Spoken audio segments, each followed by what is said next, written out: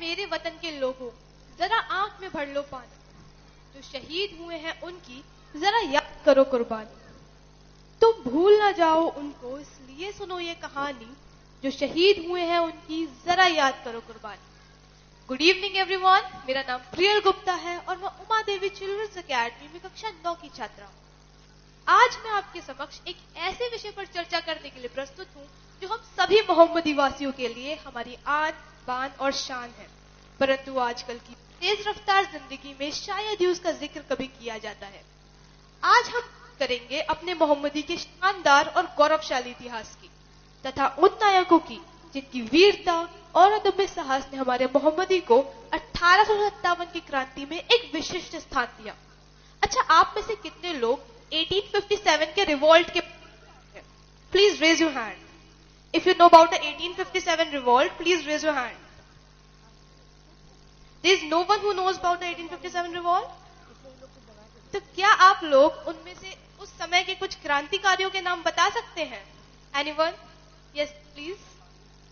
मंगल पांडे, रानी लक्ष्मीबाई। लेकिन हमने हमेशा ही रानी लक्ष्मीबाई, मंगल पांडे और तात्या टोपे जैसे महानुभूतियों और उनके योगदान के बारे में जाना है, लेकिन साथ ही साथ हमें अपने क्षेत्र के शूरवीरों को भी याद रखना चाहिए। क्या आप जानते हैं कि हमारा मोहम्मदी 1857 की क्रांति में विद्रोह के एक मुख्य केंद्र के रूप में उभरा था? हाँ, और इसी क्रांति में सबसे पहला नाम आता है मौलवी अहमदुल्ला शाह का। मौलवी अहमदुल्ला शाह का जन्म तो फैजाबाद में हुआ था, लेकिन मोहम्मदी से उठने वाली विद्रोह की अग्नि में उनका बहुत बड़ा योगदान था। अहमदुल्ला शाह फैजाबाद के मौलवी थे और अपने क्षेत्र में गंगा जमुना तहजीब की एक मिसाल थे। उन्होंने 1857 की क्रांति में नाना साहेब और खान बहादुर खान के साथ मिलकर अंग्रेजों का मुकाबला किया था। ब्रिटिश कभी मौलवी को जिंदा नहीं पकड़ पाई। उनके नाम पर 50,000 चांदी के सिक्कों का इनाम था। 1857 की क्रांति में लखनऊ के वाजिद अली शाह की मृत्यु के बाद अहमदुल्ला शाह ने अपना शिविर मोहम्मदी के निकट स्थापित किया था। मोहम्मदी के राजा के साथ मिलकर मौलवी और कई हजार सैनिकों ने अंग्रेजों पर हमला कर उन्हें 2 बार पराजित किया था। अब इस क्रांति को सुरक्षित रखने के लिए और मोहम्मदी को आगे बढ़ाने के लिए हुआया के राजा, जिनका नाम था जगन्नाथ सिंह, उनका क्रांतिकारियों के साथ आना अति आवश्यक था।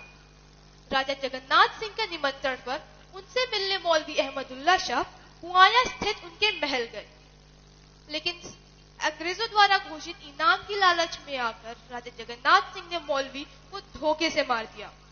परंतु इस देशभक्त की कहानी यहां खत्म नहीं होती।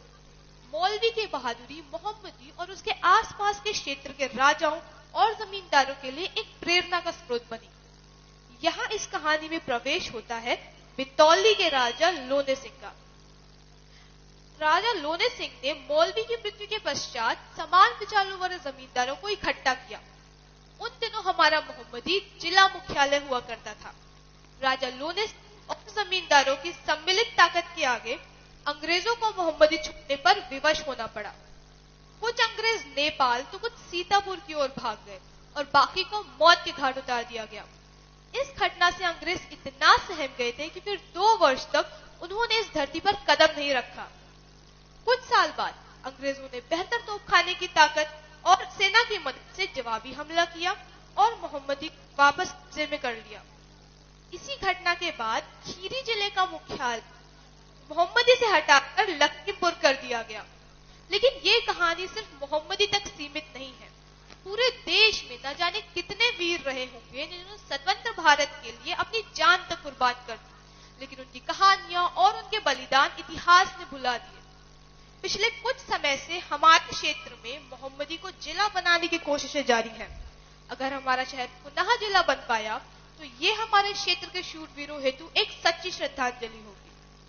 आइए आज के दिन हम अपने देश के उन अनजाने स्वतंत्रता सेनानियों को नमन करें और उनकी वीरता से प्रेरित हो अपने देश के लिए कुछ करने का संकल्प लें। जय हिंद, थैंक यू।